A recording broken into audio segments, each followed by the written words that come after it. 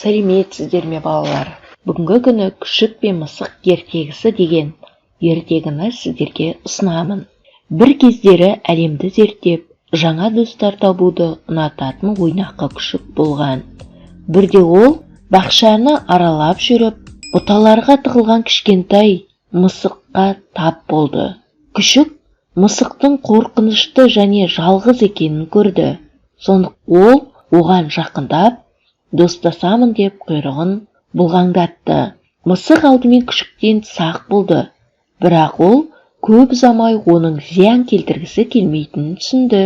Екі жануар тез достасып, күн сайын бірге ойнай бастады.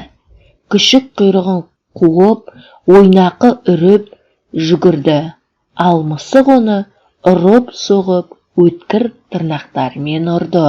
Уақыт өте келе, күшік пен мысық жақындай түсті. Олар ұйықтау үшін бір-біріне жабысып, бақшаны қатар зерттеді. Олар өте әртүрлі болғанымен, күшік үлкен және шулы болды, ал мысық кішкентай және епті болды. Олар ең жақсы достар болды. Бірде мысықтың анасы оны іздеуге келді. Ол қызының күшікпен ойнап жатқанын көргенде таң қалды. Өйткені мысықтар мен иттер жау болып керек еді. Бірақ ол мысықтың жаңа досымен қаншалықты бақытты екенін көргенде, мысықтар мен иттер әлі де тіл табыса алатынын түсінді. Осы күннен бастап мысықтың анасы оған күшікпен ойнауға рұқсат берді.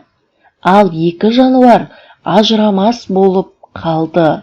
Олар тіпті бір-бірінен ерекшеленетіндер де, достық пен сүйіспеншіліктің берік байланыстарын құра алатынын дәлелдеді. Бұл оқиға бізге айырмашылықтарымыздан тыс қарау және басқалармен байланыс нүктелерін табу қаншалықты маңызды екенін үйретеді. Бұл бізге достықтың күшін және оның ең үлкен кедергілерді қалай жеңе алатынын көрсетеді. Міне осылай күшік пен мысық дос болған екен. Балалар, сіздерге ертегі ұнаса, лайк басып, каналға тіркелуді ұмытпаңыздар. Назарларыңызға рахмет балалар. Сау болыңыздар.